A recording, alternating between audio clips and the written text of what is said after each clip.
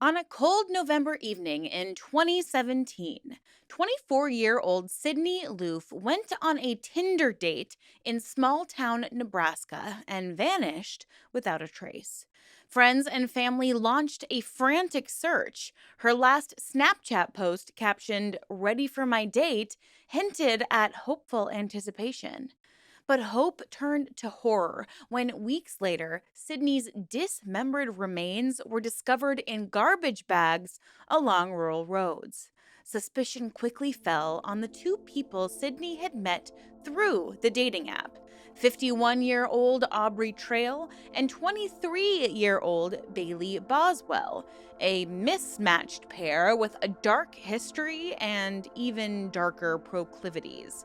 What unfolded was a criminal case as bizarre as it was gruesome, involving witchcraft fantasies, vampire cults, and a dramatic courtroom spectacle where one of the accused slit his own throat in front of the jury. Yeah, how's that for a spoiler?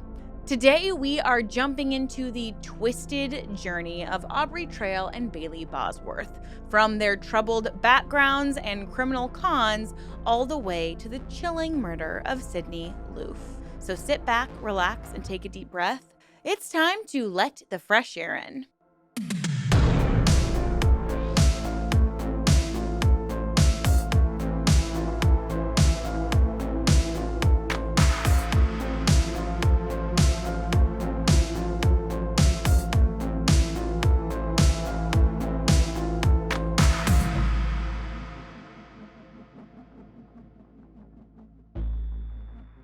Hello, everyone. Welcome back, or welcome if you're new. My name is Erin, and I am fascinated by all things cult, true crime, and unique spiritual practices. And today, we've got it all in one, plus some fetishes. So get ready for that. Now, we are kind of doing something a little bit different this month. Last month, I really was looking at a lot of Mormon culture and toxic masculinity. And so today we are taking a really hard left and looking at something that could be defined as a cult or just people who are, I don't know. I don't want to kink shame anybody, but this might just need to be shamed a little bit. I think if someone ends up murdering someone and controlling through coercive means, that kink deserves to be judged a little. It's going to be a a wild ride, but before we jump on that ride, we have one last teacher to feature. Their Amazon wish list will be in that pinned comment down below. So let's meet today's teacher. Today's teacher is Juanita. Juanita says, "I'm excited to share that I'll be starting my very first year as a kindergarten teacher this fall. I'll be teaching in the same district I once attended in the state of Texas as a proud alumna and now a bilingual teacher. This opportunity means so much to me because I get to return to the very classrooms that shaped me, this time to serve and uplift a new generation of learners. Our district serves a diverse population with many students coming from economically disadvantaged backgrounds. As a bilingual educator, I'm especially passionate about helping my students feel seen, supported, and capable, no matter what language they speak." That's absolutely beautiful. "I recently came across your incredible initiative to support teachers through Amazon wishlist sponsorships, and I'd be so honored if you would consider supporting mine. I've selected items that will help build a warm, nurturing, and inclusive space for my little learners as we begin this journey together. Thank you so much for all you do to uplift educators. Whether or not I'm selected, I deeply appreciate your generosity and the impacting." Aw, thank you. And thank you to the incredible people who have been already supporting these teachers. I got an email from Tori recently. She was featured not my last video, but the one previously. And she was like, "My list got sold out. Thank you so much to everybody." So, to all of you who are supporting these teachers, thank you, thank you, thank you so much. And once again, Juanita's wish list will be in that pinned comment down below. So without further ado, let's jump into this very, very, very unsettling story. There's going to be a lot of trigger warnings here: coercive control, R word. This DV. So please just, if this is one you need to skip today, totally understand. But I'm going to bring my snark. So maybe that'll help make things not so hard to hear because you just got to roast guys like this. You just got to. So, Aubrey Trail and Bailey Boswell led very different lives before their fate, and the internet's seedy underside is what brought them together. Both had histories marred with trauma, crime, and manipulation, and this just really set the stage for just a deadly partnership. So, let's start off with Aubrey Trail. His early life was scarred by and instability. He was born in the 1960s and endured a very chaotic childhood. Now, at just 2 years old, he was removed from his parents' home after suffering and was then returned to the home only to be abused by a violent stepfather. So he would start bouncing through foster home to juvenile facilities and did grow up in extreme poverty. Now, by his teenage years, Trail's formative experiences had primed him for a life outside the law. He landed in prison as a teen for armed robbery. Now, his criminal tendencies would escalate into adulthood, which I'm sure is no shock to any of us. By middle age, he had cultivated a career as a con artist. He'd already served 2 stints in Nebraska prisons for fraud related crimes like forgery and passing bad checks, all in the years leading up to the case we're talking about today. Colleagues in crime recall that Trail was adept at deception and also intimidation. In the mid 2010s, he roamed the Midwest running scams, often involving antiques and rare coins. One elaborate scheme saw Trail posing as a high rolling dealer of gold coins. He and an accomplice scammed a couple out of more than $400,000 over 2 years on the false promise of selling a rare coin in Europe. And I just truly don't understand how people can do stuff like this. Like, I've been scammed before, and it's a really embarrassing story that I will not share, but it really just preys on people's trust and willingness to help others. And it is so disgusting. Now, Trail, of course, created fake businesses and even enlisted others to pose as coin experts. When one victim started to grow skeptical of him, Aubrey threatened to have the man's whole family killed if he didn't keep paying. And violence was always part of Aubrey's toolkit, and not just as an empty threat, because according to one witness, he once plotted to obtain a firearm and rob and kill an antique coin dealer as part of some robbery plan.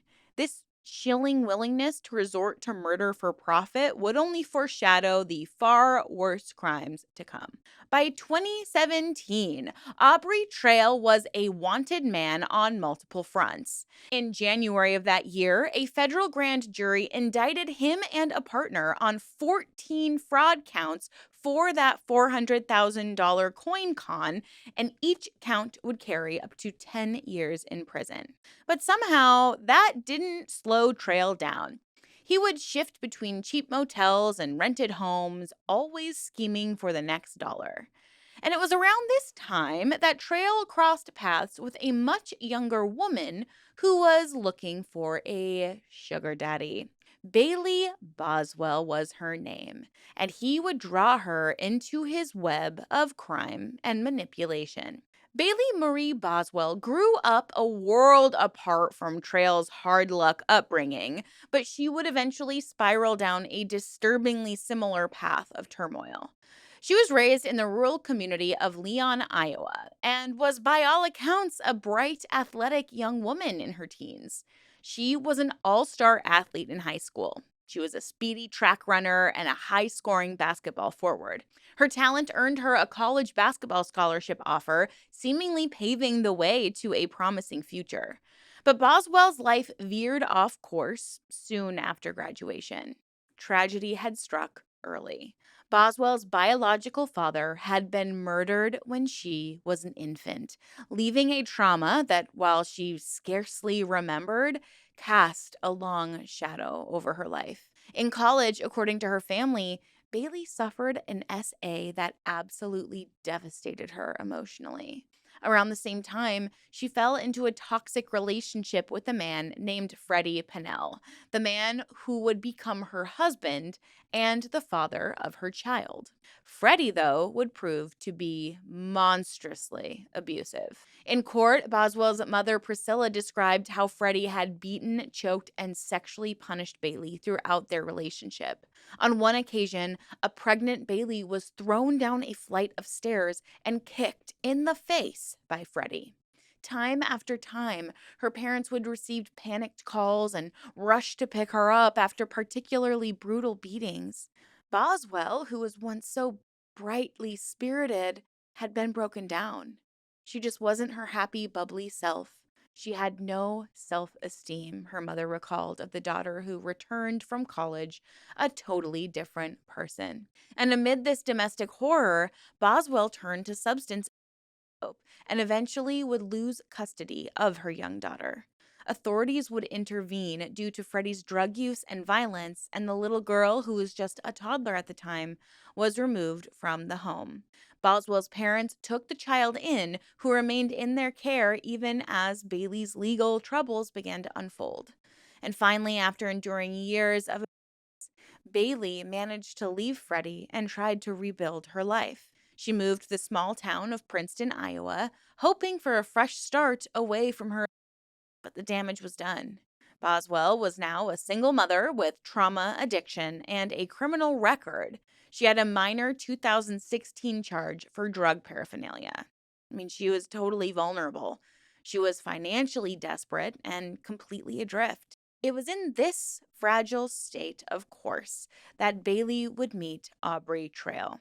According to prosecutors, Boswell sought out older men online, possibly for financial security and maybe even emotional validation. Sometime in 2016, she placed an ad on the now defunct classified site Backpage, which was a site where you would essentially look for sugar daddies and sugar babies. Trail would be the sugar daddy who answered her call. And despite a 3-decade age gap, the two quickly became inseparable. Defense attorneys would later claim that Boswell was dominated from the start by Trail's overpowering personality. Boswell's family started to notice some alarming changes in her. When she introduced them to Trail, she appeared to be very subdued and fearful, not bubbly or happy like she used to be. Her father felt that Trail was intimidating her because he kept giving her looks that implied that there would be dire circumstances if she ever stepped out of line. And indeed, Boswell's parents said that Trail even threatened to kill Bailey's whole family if she ever disobeyed him. In one instance, Bailey came home to visit her daughter in Leon, and within minutes, Trail was calling incessantly, ordering her to return, and she just hastily complied. By all accounts, Aubrey Trail had seized complete control of Bailey Bosworth's life. Yet, it must be noted that Boswell was not merely a passive victim in their ensuing crimes. Whatever fear or trauma she carried, she made a conscious choice to join Trail in a cross country criminal enterprise. Soon, she was not only his girlfriend, but also his partner in fraud and later, as a jury found, an active participant in murder. It's really sad because this is exactly how victims become perpetrators. It's almost like the fear of further drives them closer to the, and I really feel like this is kind of how Stockholm syndrome happens, where if you go out of line at all, you get so horribly hurt or manipulated or mistreated that it's almost like this coping mechanism that I think that you might subconsciously adopt, and that is to just like support whatever the leader or the does to you because you're just so fearful. And it's so sad that Bailey, who had sounds like had so much potential, just could not get out of the grasp of this. I mean, she was a small town athlete turned killer. It just goes to show how abuse and manipulation can twist a life irreparably. So, after pairing up, Trail and Boswell would lead a nomadic life totally funded by fraud and theft. They scammed antique dealers and collectors all the way from the Midwest to the East Coast and would often use bad checks and false identities. In one known scheme, they swindled two victims with the aforementioned gold coin scheme, promising huge returns on a rare coin sale until the feds caught on. In August 2018, while awaiting trial for murder, Boswell even pleaded guilty to transporting stolen property in that very scheme and was sentenced to 5 years in federal prison, and Trail would plead guilty as well. The fraud, it had been lucrative while it lasted. They allegedly tricked one gullible client into paying expenses like a first-class plane ticket for Trail to fly to Paris under the ruse of selling a coin for $1 million. But what made this duo especially dangerous, however, was not just their financial crimes. It was the strange subculture or cult they built around themselves. Because Aubrey Trail didn't just want money. No, he craved power and perversion. By 2017, he and Boswell had effectively formed a very small but impactful sex cult. They would use dating apps like Tinder in particular to lure young women with promises of adventure, luxury, and of course, affection. Boswell often acted as the bait and would usually be the one who targeted the other women. She was a pretty young woman who would reach out to other women online and invite them into an unconventional relationship with her and her wealthy boyfriend. At least 3 women were lured into Trail and Bosworth's orbit all the way up until this murder. Now, according to testimony, Trail spun this outlandish mythology. So basically, what we're talking about is Bosworth would post on Tinder, match with women, and then basically ask if they wanted to have a sugar daddy. But if they engaged with the sugar daddy, they had to literally follow all of his rules. And the rules would only get more and more and more intense. And then suddenly, plot twist, Trail would spin some outlandish mythology to try to enthrall and control the women. He would claim that he was a vampire. He was literally a being with supernatural powers. He insisted that he could fly and read minds, and that he led a coven of a dozen witches. And the young women, he said, could become powerful witches themselves if they helped him kill people.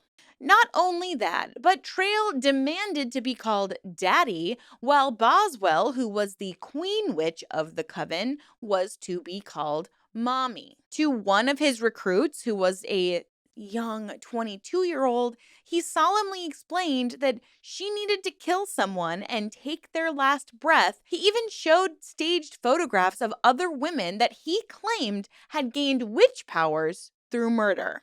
So it would be very easy to dismiss all of this as pure delusion, but multiple women actually believed him at the time. They described his charisma as convincing and hypnotic. He used this potent mix of carrot and stick to try to secure their loyalty. The carrot was a hedonistic lifestyle. Trail offered these women money, travel, and sexual thrills. One witness testified that Trail gave her a weekly $200 allowance, paid her rent and her car bills, and even promised to fund her nursing school. He drew her into group sex sessions involving himself, Boswell, and sometimes the other women. These encounters would often include choking and rough play that seemed to blur the line between consensual fantasy and very real danger. The stick was the constant threat of violence. Trail would casually talk about torturing and killing people once or twice a week like it was regular conversation.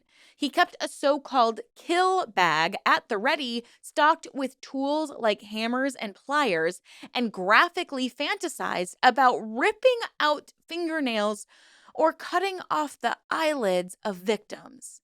So, this message was very clear. If you cross me, you could easily become the next victim. And also, we have to understand the large role that financial plays. Because if these are young women who are coming from some set of circumstances where maybe they can't get a job or they're having a more difficult time finding a job or they have children, etc., etc., and they think on surface, oh, a sugar daddy, that's fun. He'll pay my bills, he'll pay for college tuition, I can stay in this house for free. All I have to do is give him a weird massage once in a while. It starts to escalate and escalate and escalate until all of a sudden these women are in too deep and they're so used to the lifestyle of being a sugar baby that it becomes almost impossible to escape. I mean, by that point, your entire life would have to change. You would essentially have to go out on your own. And if you're not used to being on your own and you're young and impressionable, like a lot of these women were, that could be something that's very, very difficult to do. Now, some of these women would play along out of fear or out of a desperate desire to please. One recruit even said that Trail's demands made sense at the time. He had so thoroughly warped her reality. She even admitted that at one point she was willing to participate in torture and killing if it meant earning the Coven's powers. Under Trail's influence, this woman said that she actively went along on a mission in August 2017 to stalk a potential victim. Boswell had matched with the girl on Tinder, and the trio drove to a Walmart in Beatrice, Nebraska to meet her. Trail had asked the recruit eagerly, "Do you want her to be your first?" Meaning, first kill. That potential murder fell through, though, when the intended target moved away suddenly, to the relief of the recruit, who later confessed that she didn't actually want to kill anyone she knew. When she tried to exit the cult, though, Trail would threaten to kill her entire family. Another young woman from Trail's inner circle testified that she never bought into the witchcraft tales, but fully believed Trail and Boswell were capable of real murder. This second witness also met Boswell on Tinder in mid 2017. She soon found herself helping the couple in their antique stealing scams, essentially acting as a lookout or accomplice while Trail pilfered goods. And what's so interesting too is when I first started looking into this story, I was like anticipating there to be some element of like forced prostitution because there's another vampire cult with the guy named Colin Batley. I'll try to remember to link that video here. I covered it almost like 2 years ago at this point, and that's what he ended up doing. He would force women into prostitution and then demand that they give him all of their profit. So when I first started researching this particular case, my assumption was, oh, I bet that's going to be the same like scheme. But no, it's just such a weird combination of like the antique roadshow meets weird vampire sex cult. It's like two strange worlds colliding. So what he did was he would get these women to not only believe that he was some weird 200-year-old vampire, he would convince them that they could get magical powers. And the way he funded this sugar daddy lifestyle was by scams and schemes that he would bring them into. It just is like, it's so complex and strange. Now, this woman who started acting as the lookout or the accomplice to a lot of these crimes, and I'm being vague because some of the women didn't want their names to be exposed, but this particular woman in the apartment was subjected to some house rules like walking around naked. She was literally not allowed to wear clothing. And of course, she had to address Trail as daddy. And she endured all the bizarre cult talk about magical powers, but her fear was less about, oh, he might, smite me or drink my blood, but she was more afraid of the concrete plans that she had heard being discussed between Trail and Boswell, because they started talking about making a snuff film of a real murder that they hoped to sell for $1 million. She said, and I quote, "I 100% thought they would lay hands on someone." This is what she testified to and affirmed that she had no doubt that they intended to kill someone. A third woman who fell victim to Trail and Bosworth provided a haunting bookend to all of these accounts because her time with Trail and Boswell overlapped with the disappearance of the victim of today's case, Sydney Loofe. This third witness met the couple in early 2017, just days before Sydney did. She was 23 years old, close to Boswell's age, and quickly was drawn into a sexual liaison at the Wilbur apartment Trail and Boswell shared. And just like the others, she was suddenly ordered to call Boswell mommy and Trail daddy. Now, crucially, this woman was with Trail and Boswell in the immediate aftermath of Sydney's murder, though she didn't realize it at the time. Boswell picked her up on November 17th, 2017, just 2 days after Sydney vanished on November 15th, and traveled with her from motel to motel across Nebraska. Police, who were then searching for Boswell and Trail as missing person suspects, they tried calling this witness's phone and would leave voicemails, but she was just ignoring them, totally unaware of the unfolding investigation. On November 18th, she awoke feeling very disoriented with some strange scratches on her legs and these really weird gaps in her memory. And then, after news broke of Sydney Loofe's death, this woman was horrified. It had clicked for her. She feared that during her blackout moments, she might have helped dispose of Sydney's body at Trail's behest. Now, investigators eventually assured her that evidence showed that the body was dumped before she even met up with these two, and this alleviated her guilt. But still, the fact that Trail and Bosworth had continued their predatory behavior immediately after committing murder, like, I can't imagine realizing I have been intimate with a murderer either. It it it would be it would be so hard to grapple with it. So this cult of personality surrounding Aubrey Trail really set the stage for an inevitable tragedy. As one FBI agent later testified, Trail himself seemed to blur what was fantasy and what was reality. During an interrogation, he asked to speak off camera and then whispered a chilling phrase to agents: "Witches kill. Witches kill. A life for a life. They gain more power when they kill."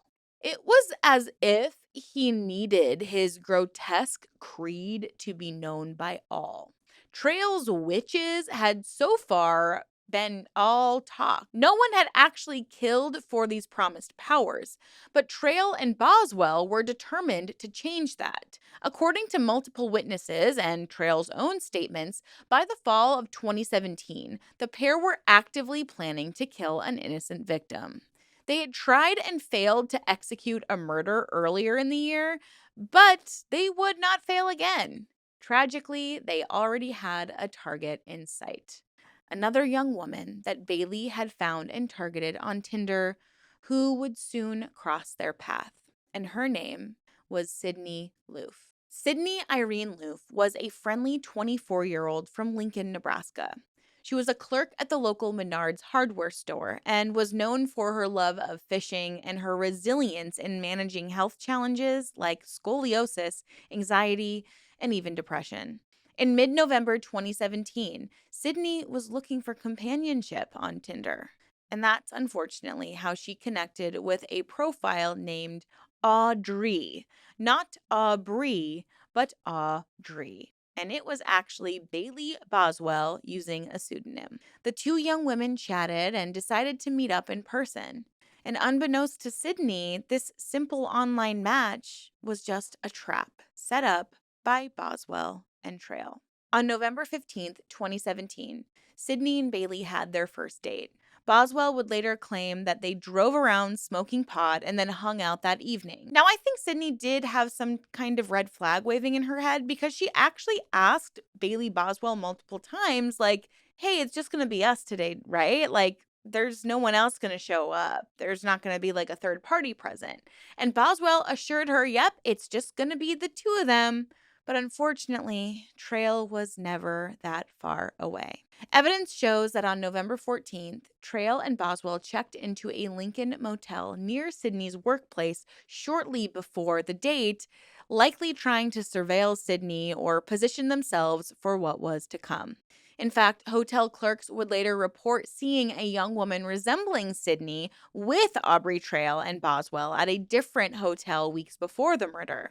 Though it's unclear if Sydney actually met them that night or if this was a case of mistaken identity. But what is clear, though, that by the end of November 14th, the end of the date, Sydney felt comfortable enough with Bailey to agree to a second date the very next day. So on November 15th, 2017, Sydney Loofe went to work at Menards in the morning and expected to meet up with Boswell later. She even Snapchatted a selfie excitedly, captioned, "Ready for my date," before heading out that evening.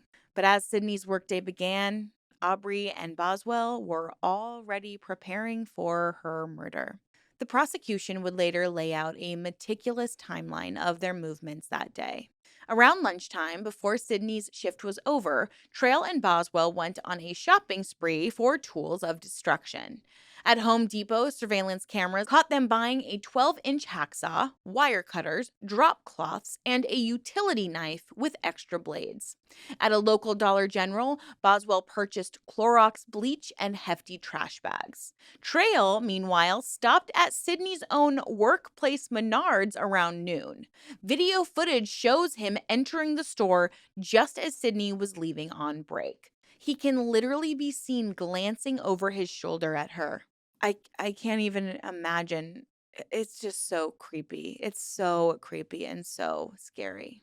Inside Menards, he purchased seemingly random items: an air freshener, a thermometer, some lighters, cotton clothesline cord, and Drano drain cleaner. Prosecutors did suggest that some of this was intended for the crime and the cleanup, like the cord could be used for binding or strangulation, and the Drano possibly to try to destroy evidence or try to accelerate decomposition. And then the pre-murder shopping continued. Cell phone tower data indicated that afternoon, Trail and Boswell parked near Sydney's home in Lincoln and waited for her to get off work. They essentially stalked her entire route. Now, when Sydney left Menards after her shift, likely around 6 or 7 p.m., she was totally unaware that she was being tailed. She headed to the planned rendezvous with Boswell, which ominously was Trail and Boswell's apartment in Wilbur, Nebraska, about 40 miles away. Boswell had invited Sydney out to her place for this second date, a more private setting than the first. Sydney drove herself out towards Wilbur that night, likely following Boswell's directions.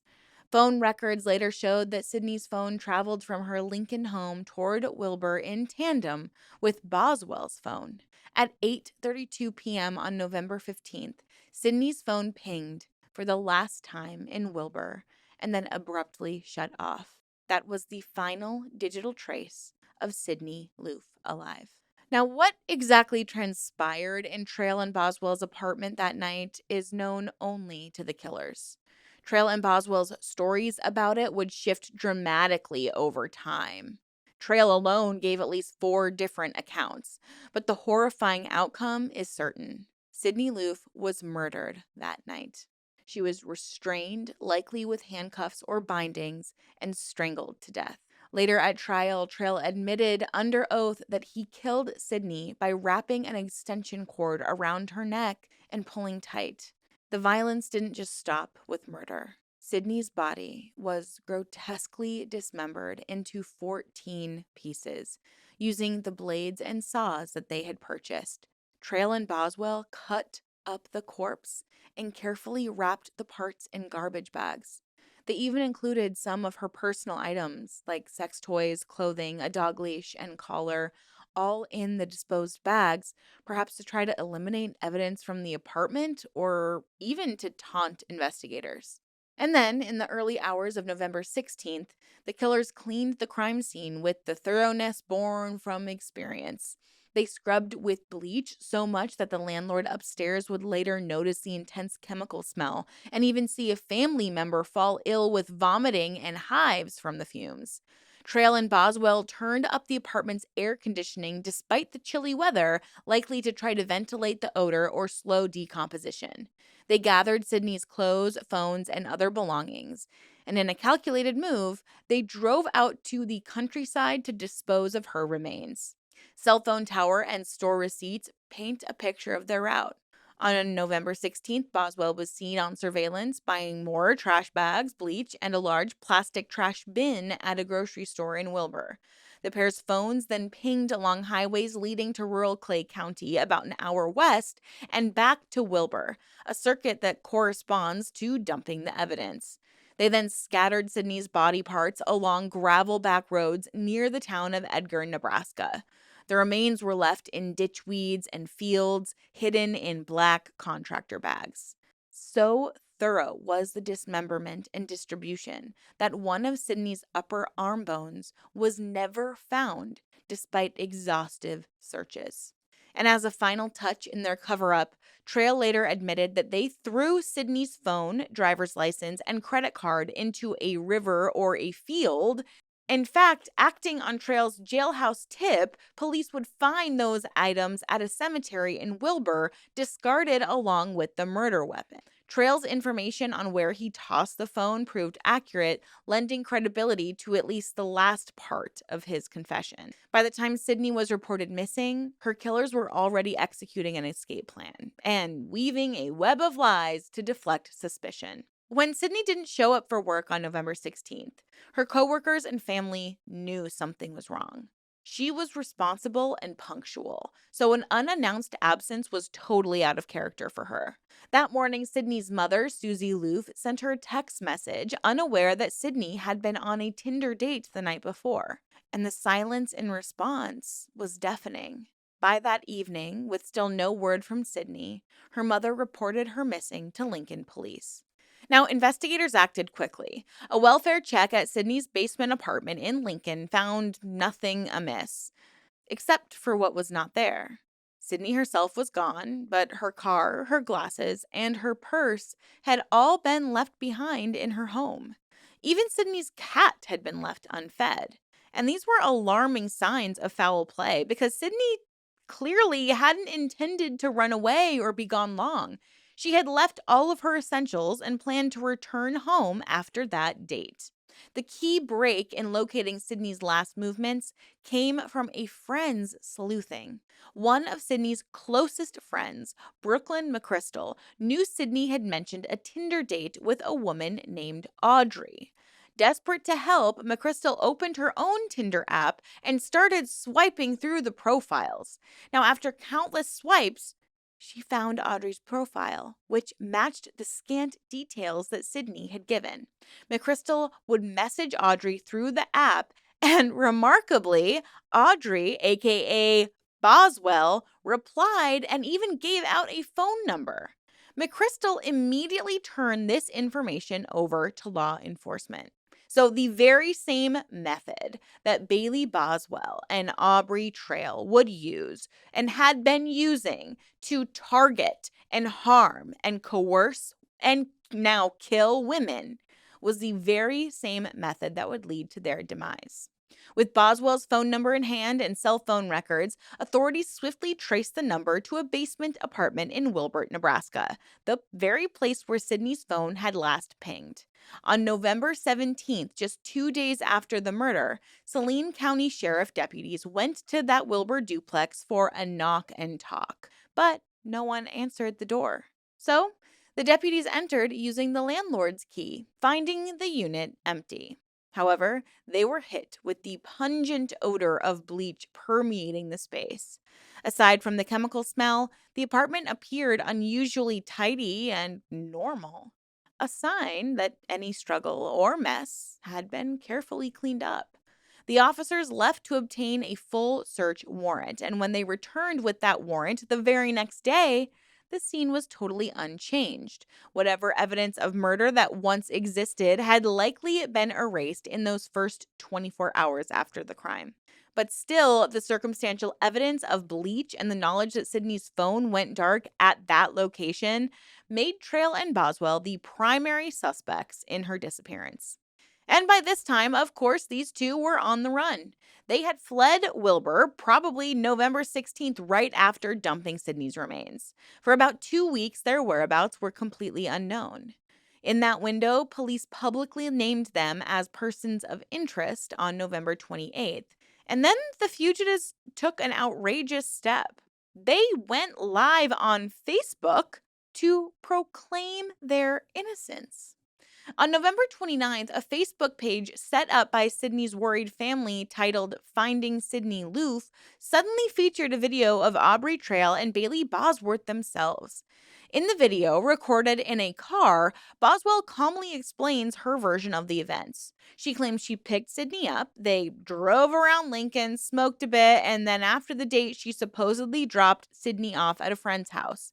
Boswell insisted that she had nothing to do with Sydney's disappearance, adding that they had even planned another outing to a casino that weekend. Trail appears on camera briefly, and reportedly he can be heard praying that Sydney would be found safe. These two are delusional as hell. Not so powerful for the vampire and queen witch that they are. Now, throughout the video, both suspects adopt a tone of aggrieved innocence. Boswell says they felt compelled to speak out because law enforcement was chasing them and portraying them unfairly. But in reality, the video was a brazen attempt at misdirection, a story designed to suggest that Sydney might have wandered off from some friend's house or OD'd somewhere, anything to deflect attention from those two.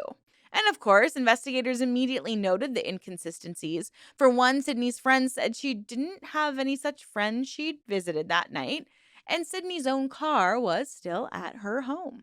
The Facebook Live obviously drew outrage from the public. If Trail and Boswell were truly concerned, why were they on the lam rather than cooperating with police?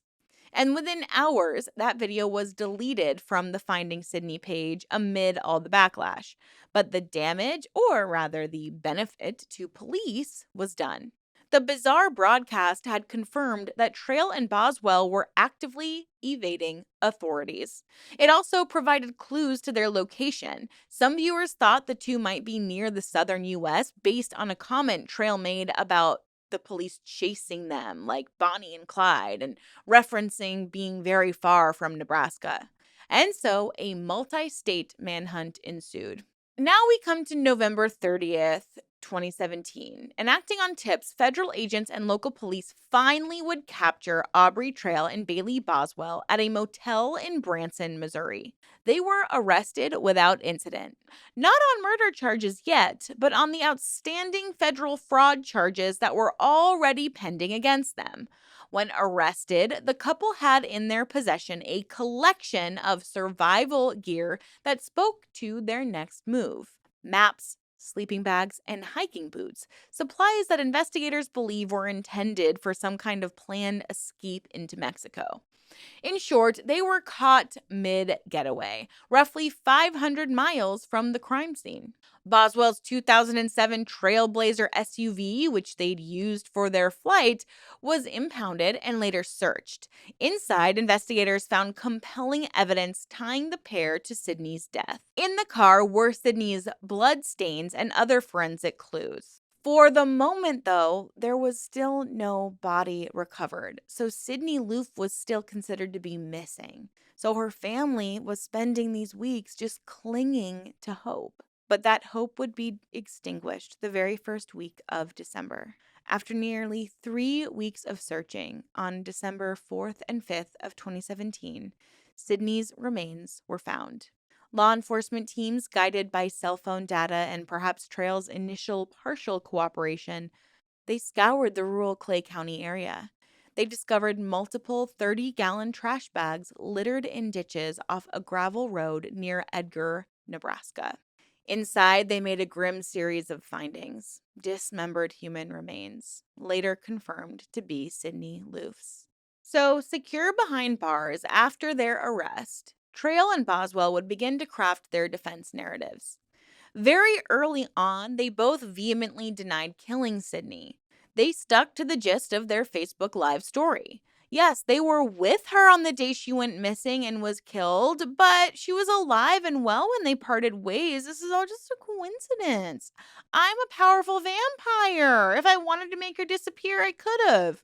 Give me a break. That story crumbled as the evidence mounted.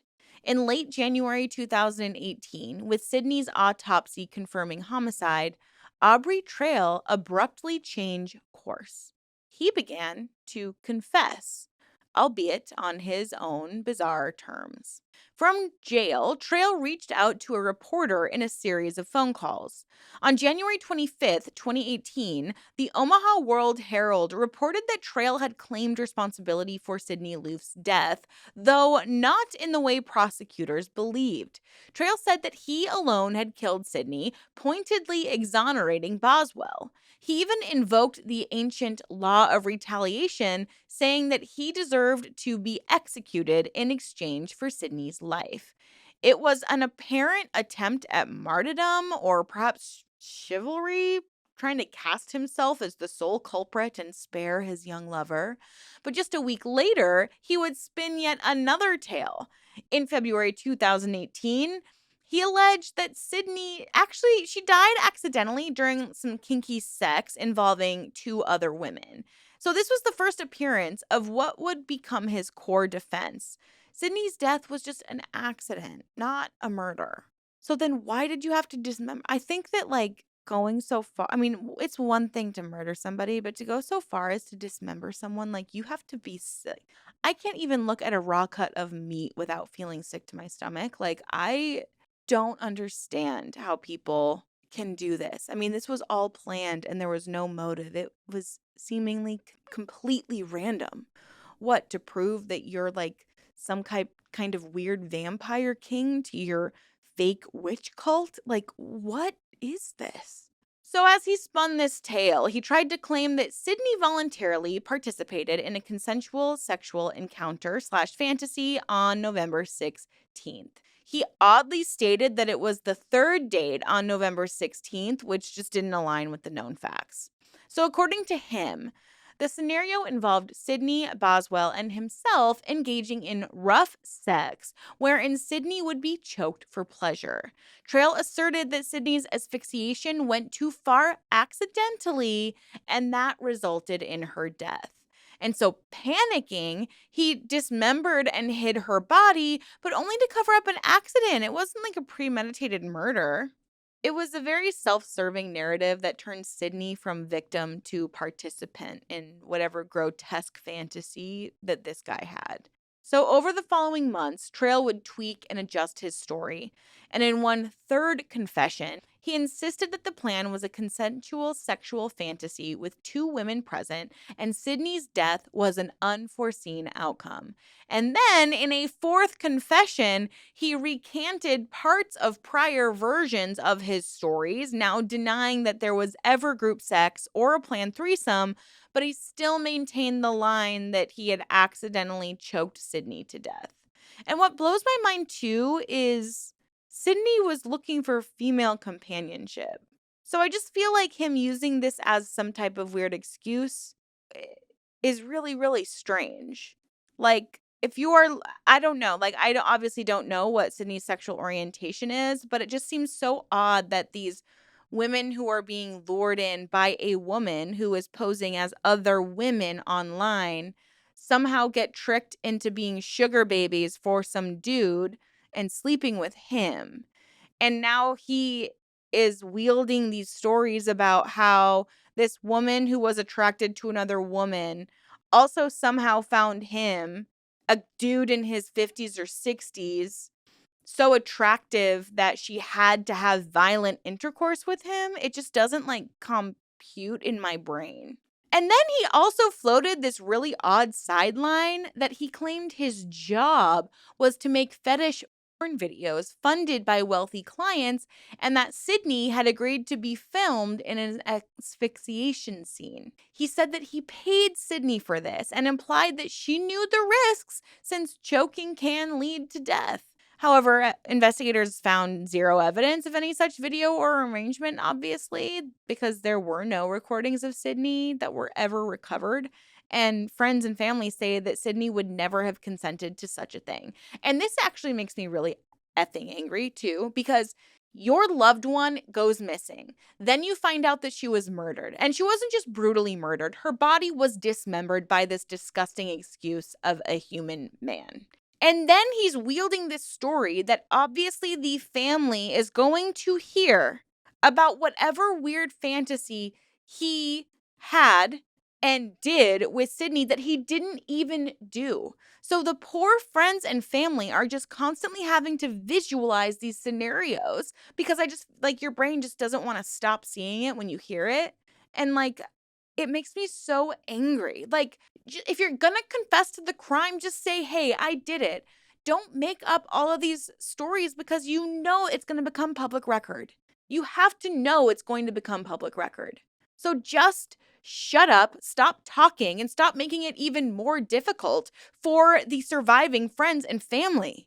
It is abhorrent to me. And then, of course, he would admit to lying about making a recording of Sydney. It blows your mind. The audacity of this man.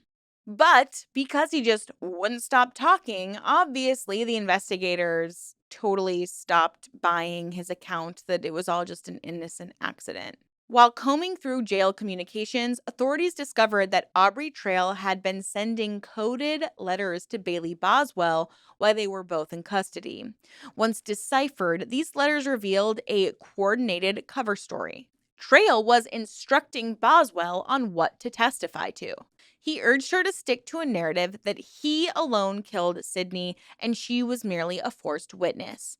Essentially, he wanted both of them to parrot the accidental story while ensuring Boswell appeared as the coerced bystander. Isn't he just so nice and sweet?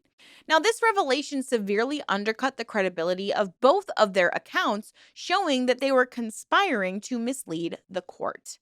As inconsistent as Trail's explanations were, Boswell's were minimal. After the initial denials, Bailey Boswell mostly remained silent publicly on advice of counsel until her trial. When interviewed by police, she too claimed no knowledge of Sydney's fate.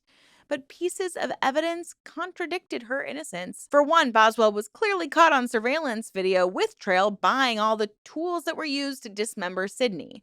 Prosecutors noted that Sydney was still alive when, on the morning of November 15th, Boswell and Trail were seen on camera purchasing all those saws and snips, and it was a pretty damning indicator of premeditation. Also, recall that after the murder, Boswell went on a road trip with another young woman, that third witness we previously discussed, and allegedly had that woman swap cars with Trail on November 22nd. This suggests that Boswell helped Trail in efforts to avoid detection and possibly move evidence. Additionally, when Boswell was arrested, police found something eerie in her purse. It was a handwritten list of 12 to 13 women's names, each with nicknames describing supposed powers like healer, fire, or can see danger. It was as if she carried the roster of their would-be coven, tangible evidence of the bizarre occult obsession that they both shared. The list kind of proved that Boswell was not simply a victimized girlfriend. She was deeply involved in Trail's fantasies and plans. She thought that the more she killed, the more powers she would be able to possess. By June 2018, Nebraska prosecutors were confident that they had enough for murder charges. So on the 11th, Aubrey and Bailey were formally charged with first-degree murder and improper disposal of human remains. Shortly after, a grand jury added charges of conspiracy to commit murder, reflecting the evidence that they had plotted the killing in advance. But both pleaded not guilty on all counts. Given the brutality and premeditation indicated, the state announced that it would seek the death penalty for both of them. Nebraska hadn't executed a woman in its entire history, and Boswell now faced being the first if she was convicted. Now, as the case headed to trial, Aubrey Trail underwent a mental competency evaluation. After his self-harming antics and general strangeness of the case, the court wanted to ensure that Trail understood the proceedings. In November 2018, a state psychiatrist deemed Trail fit to stand trial. He did not meet the criteria for insanity or incompetence. So whatever bizarre beliefs he espoused about vampires and witches, he was found legally sane and would face judgment. Now, because both defendants were charged in the same crimes, one might expect a joint trial. But Trail and Boswell's cases were severed, likely due to Trail's confessions implicating only himself. So Aubrey Trail went to trial first in June 2019 at the Saline County Courthouse in Wilbur, Nebraska. Bailey Boswell's trial would follow over a year later, in late 2020, delayed partly by the pandemic. Now, from the outset, Trail's trial was extraordinary, for lack of a better word. For one, Aubrey Trail decided to plead guilty to one charge, improper disposal of a body, while still contesting the charges of murder and conspiracy. By admitting he dismembered her corpse, Trail tried to earn a modicum of credibility with the jury, essentially saying, yes, I did the horrible cleanup, but I didn't, intentionally murder her. It was an accident. So this legal strategy allowed his defense to acknowledge the incontrovertible forensic evidence. Saw marks, bleach, yes, he did that, but they would still argue that the death itself was accidental. Prosecutors, for their part, laid out a devastating case that Sydney's death was far from accidental. They presented a timeline built on digital and physical evidence: the Tinder communications, the cell phone pings, the surveillance videos of the tool purchases, the receipts matching the bleach and trash bags to the exact lot numbers found near Sydney's remains. And in a dramatic point, a Dollar General manager testified that the barcodes on bleach bottles and hefty bag boxes recovered from the dump site matched those sold to Boswell and Trail on November 15th. Another receipt proved Boswell bought Drano drain cleaner on November 16th, presumably to help destroy evidence or clean up gore. Surveillance from the Home Depot and Menards filled in the picture of Trail stalking Sydney and arming himself with the saw and blade while she was at work. So together, these facts painted a chilling portrait of premeditation. Boswell and Trail had targeted Sydney, gathered the means to kill and dismember her before the date, and executed their plan coldly. Physical evidence from the crime scene was more limited, likely due to that thorough cleanup. Investigators could not find the actual cutting tools. Presumably, they were dumped or hidden separately and never recovered. They did, however, seize a variety of items from the Wilbur apartment and the suspect's possessions, like handcuffs, ropes, dog leashes, sex toys, gloves, and clothing with apparent bleach stains. However, forensic testing revealed very little DNA evidence firmly tying those items to the crime. And surprisingly, none of Sydney Loofe's DNA was detected on the handcuffs, ropes, or sex toys. A pair of rubber gloves and some pants did have Sydney's blood on them, but who wore those items remained unknown. Fingerprints were smudged or too poor to match. And one key finding was that small piece of electrical wire consistent with extension cord material were found near Sydney's remains. Tests showed a limited support for Aubrey Trail's DNA on the surface of one wire piece, bolstering the claim that Trail used a cord to strangle Sydney. Overall, while the forensic evidence was not a slam dunk, it didn't contradict the prosecution's narrative. If anything, the lack of Sydney's DNA on items in the apartment could suggest the crime was planned to minimize trace evidence. The most sensational testimony came from the women in Trail's so-called cult. Over several days, 3 young women recounted for the jury the macabre world of vampire roleplay, witch covens, and murder fantasies that Trail and Boswell had introduced them to. The court took special care with these witnesses. Their identities were shielded from media, there were no photographs allowed, because it's such a sensitive and bizarre story. They detailed how Boswell would lure them via Tinder, how Trail would test their loyalty with talk of illegal thrills, and then escalate to talk of killing. They described the kill bags, the tools, the obsession with taking someone's last breath. One after another, the witnesses stated under oath that Trail and Boswell openly fantasized about torturing and murdering a victim on camera for profit. This was devastating for Boswell's defense as well, since it established a pattern of joint planning. It proved the conspiracy element. Sydney's murder wasn't an isolated spur of the moment act. The pair had long discussed doing this to someone. Trail's defense team tried to counter this damning testimony in 2 ways: by undermining the witnesses' credibility and by emphasizing why their tales sounded so fantastical. On cross examination, Trail's attorney pointed out sources of these ideas in pop culture. They also noted that these women were not harmed, implying that, yeah, Trail had talked about murder but hadn't followed through. This argument, however, was kind of a double edged sword because one might infer the reason those other women survived was simply because they got away in time, or because Sydney was the chosen victim all along. Defense counsel also highlighted that one witness admitted she wanted the torture and killing promises to be real at the time to show that Trail wasn't coercing completely unwilling participants. But these nuances likely did little to sway the jury from the core fact. Trail and Boswell were fully willing to kill and ultimately did kill, and Sydney was the unfortunate target. Midway through the trial, like narcissists love to do, Aubrey Trail himself took the stand in his own defense, a very rare and risky move in a capital murder trial. True to form, Trail's testimony was dramatic. He stuck to his story that Sydney's death was just a sex game gone wrong. He claimed that Sydney voluntarily agreed to be bound and choked as part of a rough erotic encounter, but then she suddenly suffocated. There was no coven ritual, no murder plot that night. He insisted it was all just role play. Trail portrayed Boswell as innocent, saying that she was in another room when Sydney's choking went too far. This narrative, however, had to reckon with one glaring question. If it was an accident, why not call 911? Why dismember the body? And Trail's answer, presumably, was panic and fear that no one would believe him. Yeah, so you just all of a sudden have all these sharp tools to cut up someone's body? It doesn't make any sense. But then came the moment that would forever mark this trial in true crime lore. Aubrey Trail would have a courtroom outburst. Now, as the trial neared its end, Aubrey, increasingly agitated by the proceedings, erupted in a sudden frenzy. On the third day of testimony from the cult witnesses, Trail stood up and shouted, "Bailey is innocent, and I curse you all," to the shock of everyone present.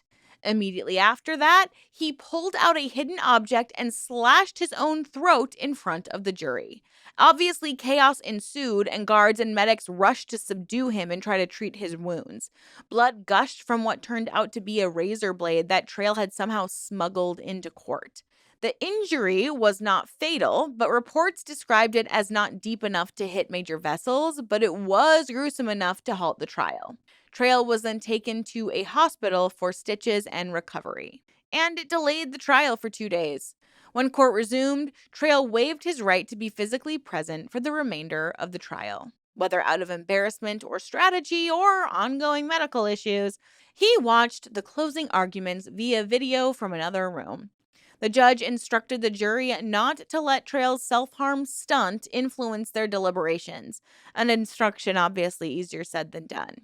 The prosecution argued that Trail's outburst was deliberately timed to provoke a mistrial by prejudicing the jury to perhaps gain sympathy or shock from them. And indeed, the trial judge formally found that Trail's act was a calculated gesture aimed at derailing the trial that he feared was going badly. In line with legal precedent, the Nebraska Supreme Court later agreed that a defendant cannot be allowed to benefit from their own misconduct in court. Thus, no mistrial was granted. The case proceeded to verdict. And on July 10th, the jury returned its verdict. Aubrey Trail was found guilty on all counts.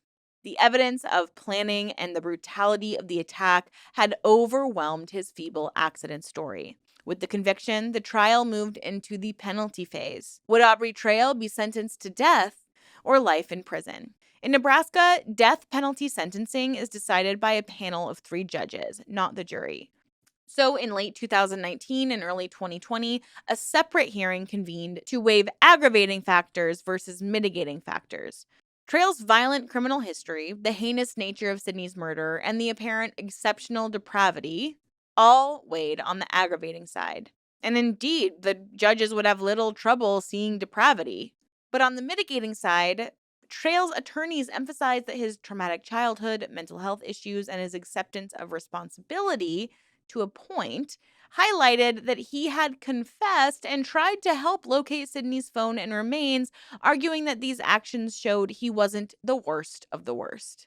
Yeah, a vampire sugar daddy murderer definitely doesn't sound like the worst of the worst to me.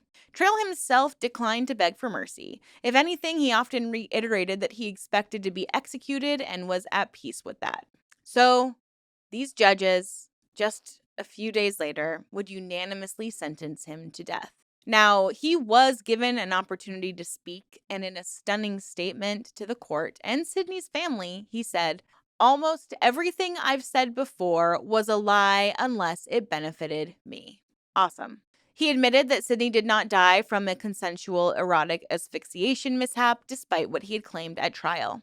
He also admitted that he lured Sydney to the apartment intending something nefarious, though he still framed it in his own way.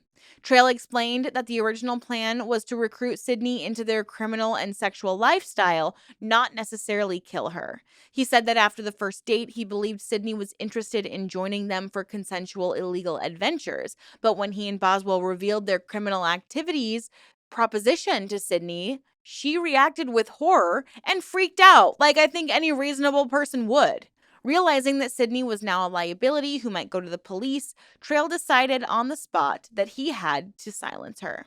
What a waste of the court's time and resources, and again, horrific for the family to hear. I'm sorry, but I don't care about your childhood trauma if you're willing to traumatize other people in this way.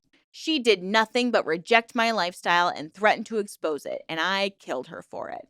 So with this confession, Trail finally acknowledged that he intentionally murdered Sydney Loofe. It was not an accident. It was a cold-blooded killing. And as for Bailey Boswell, after a lengthy trial where prosecution and the defense went back and forth trying to fight on whether she was truly a victim or the perpetrator, she was convicted of first-degree murder, conspiracy to commit murder, and improper disposal of human remains. She would join Trail in awaiting a death penalty hearing. But after a sentencing trial, Boswell was formally sentenced to life in prison without parole. Aubrey Trail and Bailey Boswell left an indelible mark on Nebraska's criminal history. It's a tale of evil cloaked in this banal guise of a Tinder date. And in its aftermath, Sydney Loofe's family and community have sought to remember Sydney not for the way she died, but for how she lived. The Facebook page that once coordinated search efforts and updates on the case, originally Finding Sydney Loofe, was later renamed to Celebrating Sydney Loofe. Her loved ones use it to honor her memory and advocate for safety in online dating. An anti-trafficking nonprofit, the Set Me Free Project, even established a $3,000 scholarship in Sydney's name to support students pursuing careers in criminology, victims advocacy, and online safety. Positive action inspired by a senseless tragedy. The thing is, Sydney had taken precautions. She shared what she was up to and who she was with her friends. And so this case has spurred discussions about the verification and safety features of apps like Tinder and about the need to trust one's own instincts when something feels off during an encounter. I always think how weird it is we don't hear more about Tinder being a vessel to find victims, but I'm sure it happens all of the time because behind a charming profile picture and flirty messages could lurk someone like Boswell and Trail. In the broader context, the cult aspect of the case would draw widespread media fascination because many struggle to reconcile the vampire witch fantasy element with the grim reality of the crime. But as the trial testimony showed, Trail's occult role play was less a sincere belief system and more a calculated tool of manipulation and control. He tapped into others' fantasies and fears to make them pliable to his will. Psychologists might view Trail as a textbook psychopath, using grandiose lies and punishment to bend people to his plans with deadly results. Boswell's complicity demonstrates how someone with her own traumatic vulnerabilities can end up being co opted into another's depravity. Now, as of this video, Aubrey Trail sits on death row, technically eligible for execution, though Nebraska's slow and often stalled capital punishment system means that he may remain there for years. Unusually, Trail wants the sentence carried out sooner rather than later. Whether the state will accommodate this request or the logistical challenges will delay it indefinitely is unknown. Bailey Boswell resides in the general population of a woman's prison, reportedly a well behaved inmate. She will be in her 70s if she ever completes the additional sentences beyond her life term, meaning she is unlikely to ever see freedom or even a minimum security setting. Reflecting on the saga, one of the judges in Boswell's case perhaps summed it up the best. Calling the murder senseless doesn't seem to capture the surreal cruelty of it. Sydney Loofe was killed for nothing more than rejecting a bizarre criminal proposition. She lost her life because two people decided that their twisted secret was worth more than a young woman's life. And they went to extraordinary lengths, witchcraft myths, coven ciphers, self inflicted courtroom wounds, to avoid facing responsibility. In the end, though, justice prevailed through meticulous police work and powerful witness testimony. Aubrey Trail and Bailey Bosworth were unmasked as the murderers they are and held to account. The courtroom may have seen curses and even spilled blood, but ultimately, it delivered truth and accountability. Sydney Loofe's last social media post read, "Ready for my date." Her family has since said that they hope Sydney's story, as tragic as it is, can serve as a lesson to others about personal safety and the reality of evil in our midst. Sydney's own tattoo, "Everything will be wonderful someday," is a poignant reminder of hope in the face of darkness. While that someday was cruelly stolen from Sydney herself, those who knew and loved her carry on her legacy, working toward a future that is indeed more wonderful and safe for others. If there's any video where I want to say, please stay safe out there, it is this one. There's a reason that people literally do background checks on their Tinder dates or whatever app you're using. And I think you should, to be honest. I think you should. You just never know what someone's capable of. And people can be really scary. I really want to always believe in the goodness in people, but the more I research these cults and these murderers, the less I trust people. So please just be safe, be careful. If you feel compelled to share a story down in the comments below about a Tinder experience you had or a dating experience you had, please feel free to do so down below. We are such a wonderful, supportive community here, and we'd love to be a safe space for you to share your experience to help warn others.